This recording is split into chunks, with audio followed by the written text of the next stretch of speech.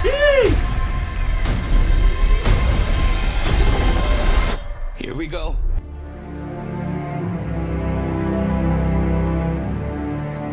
We are live, guys. I'm Jay, one third of the Cyber Nerds. Raven the GS. Sam, Mr. Blitztech. And welcome to the Films Critic channel and the first ever review released on the Films Critic channel.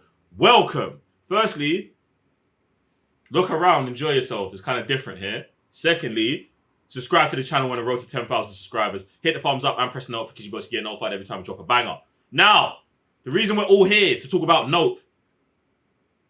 Directed, written and produced by Jordan Peele. His third movie. We're skipping all the housekeeping. Like, do you know what I'm saying? Daniel Kaluuya, Keke Palmer, Steven Yeun. Guys, what do we think about the movie? Is there anyone who wants to specifically start? It's funny. The movie's called Nope, Rotted. and I walked out thinking, nope, this wasn't it, Jordan Peele. Like, but it's a nope, not because the movie's trash. It's a nope because, like, off where we come from, like with these type of movies that you've given us in the past, something was missing, brother.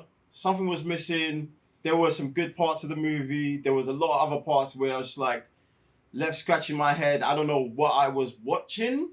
Not that I didn't understand what was going on, but maybe the pacing left me confused, which I'm actually looking forward to break that down with these two other gentlemen because, yeah, like I said, a bit confused. I want to stick with the pacing, first of all, because the pacing of the movie for me was wild. It was mad.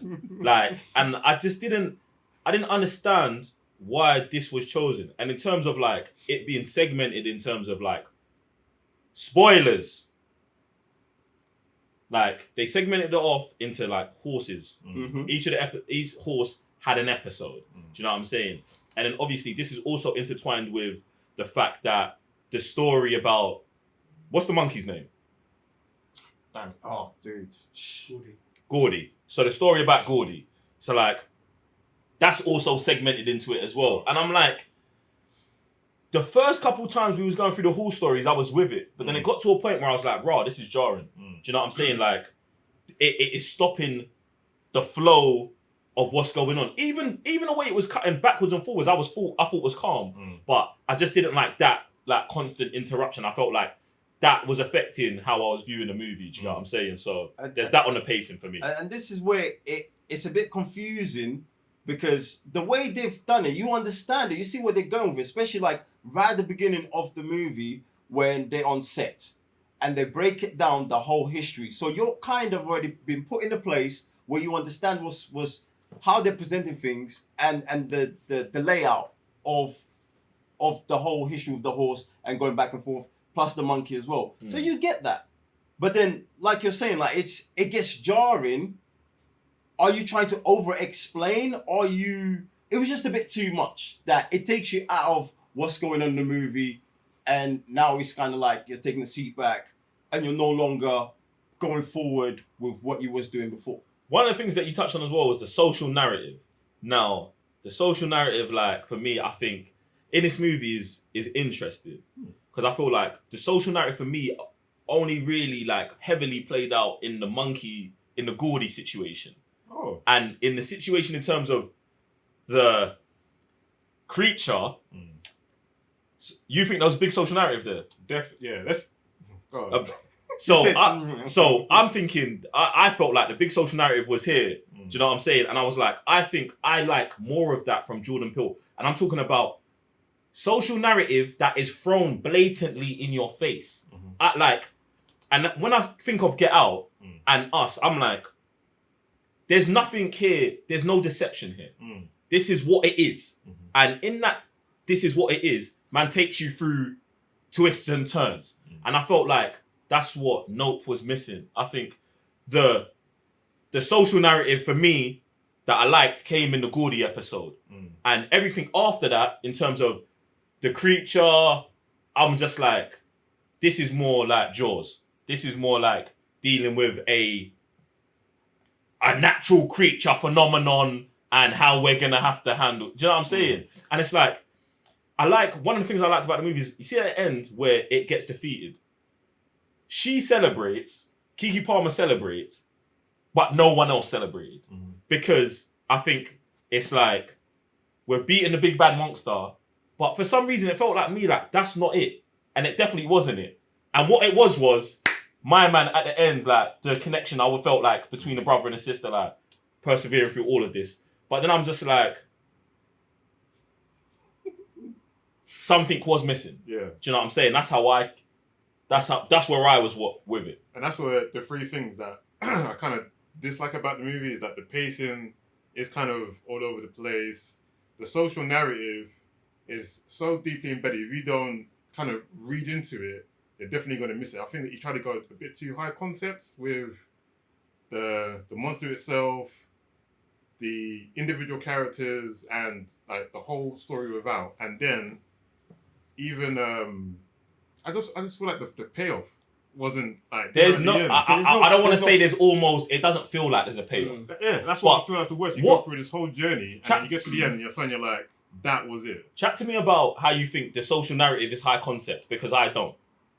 Okay, so the only thing, or the thing I like the most about the social narrative is, he says at the beginning about it being a spectacle, everything being a spectacle, and each individual character treats a spectacle differently. Mm-hmm. So you got the Keke Palmer, she's like laid back or whatever. Yeah, but seems like she's also chasing after legacy all the time. She's after like money, fame, whatever it is. We got like go get it. Like the dad's dead, I'm gonna like replace what Reteter. Then you got like Daniel's character.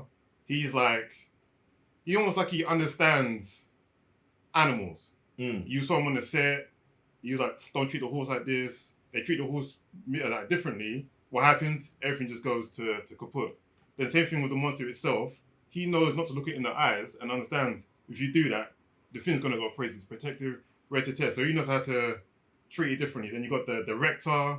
Man's like, oh, I'm always about getting the impossible shot. And that's why he obviously goes all the way in, yeah. legitly. Yeah. Even if his life is that real. No, because, bro, his life that's his life. Yeah. If so he doesn't, the perfect shot, he has to. He has to die that way. Yeah, so there's nothing else can happen. Exactly. There's, like, he's at yard watching animals eat each other. Yeah, yes. He's at home watching. So, bro, this is why, to me, I'm like, it's not high. It's not high because it's there. Like, every time we see him, I'm at yard and I'm watching just primal animals devour each other until I can get, like, and he's getting a shot. He's getting no shots. Now, he goes and faces this in reality and it plays out exactly as he watched it on the screen. Like, bro, I've got a, you know what I'm saying? And he does it. So, but, like, I'm like, I feel that's, I don't know, I feel like in this, like you said, in this movie compared to, like, Us and Get Out, I don't think it's so obvious, though. And even with Steven Yeun's character, I thought he was the most confusing because he was the one on set with a really dangerous animal. And then he's gone to still pursue fame with a dangerous animal. So it's almost like, screw spectacle, it's almost like it being as dangerous as the artist with the camera. Think about his relationship with Gordy. Yeah. This is what leads to his relationship with the thing in the sky. Bruv. So, and this is why they show him and Gordy spudding each other right at the end, bruv. Because he's done this show as a youth with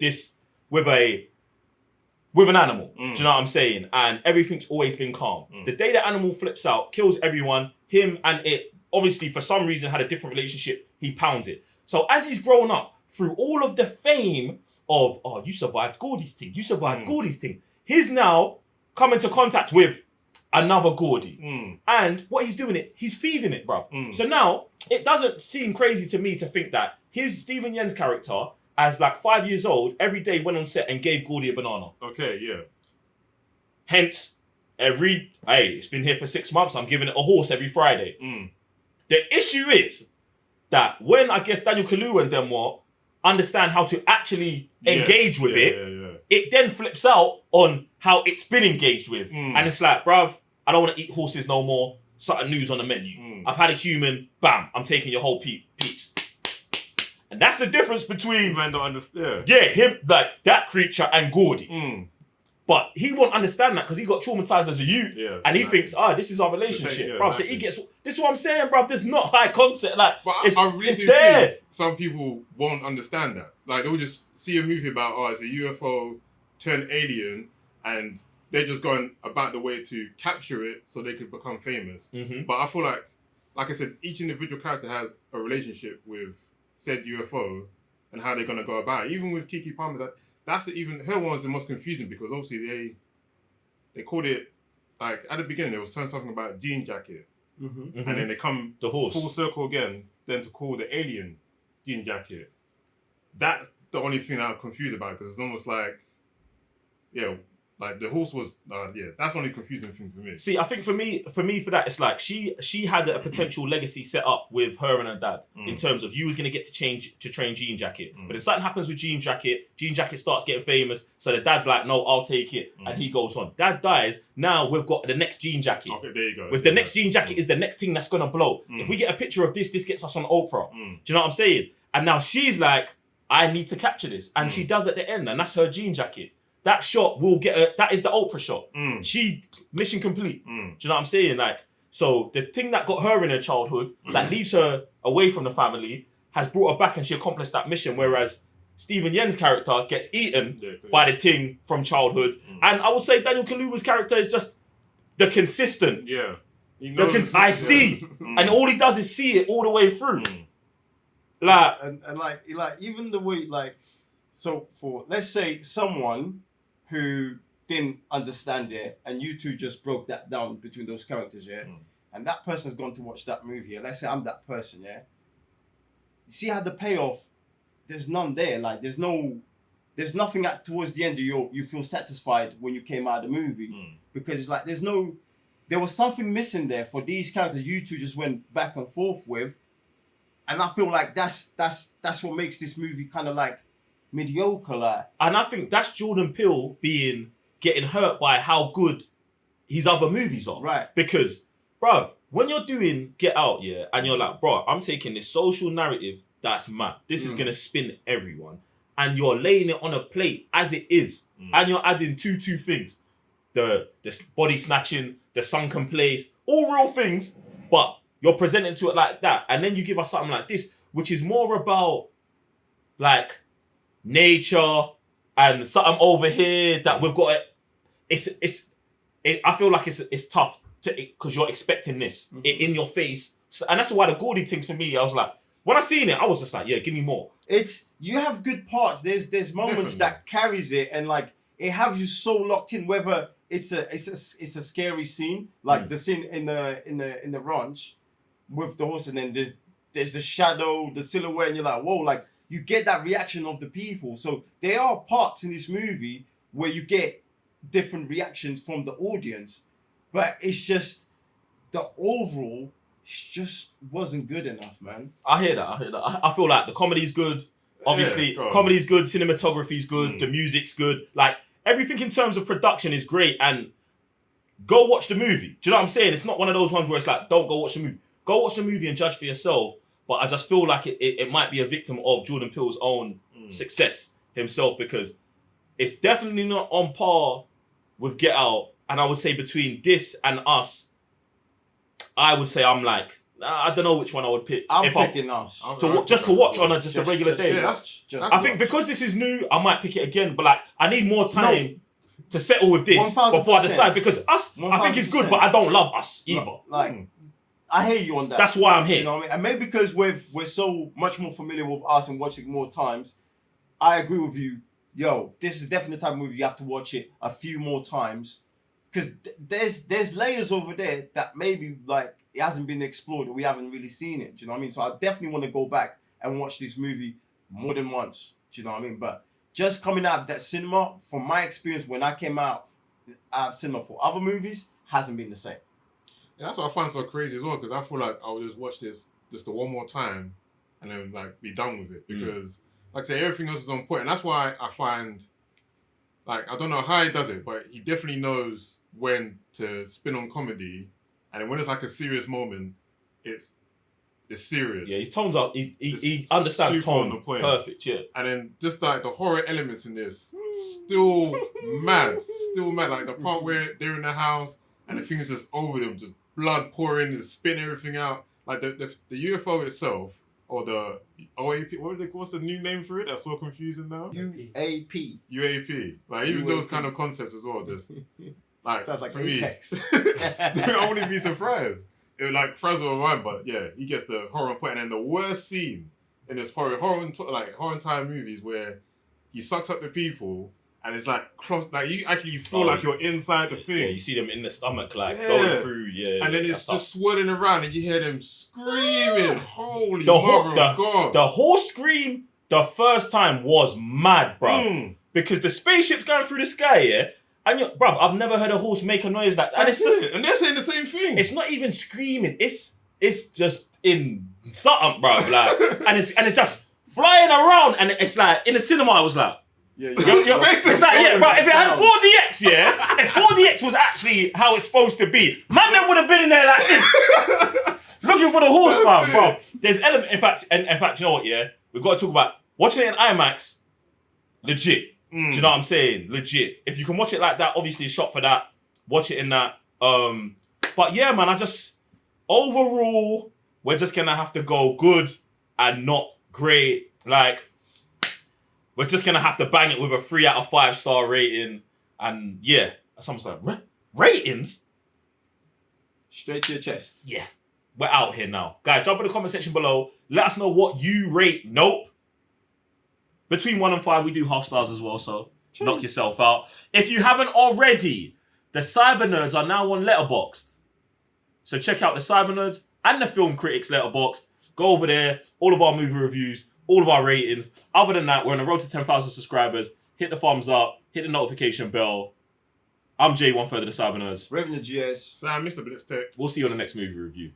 Peace.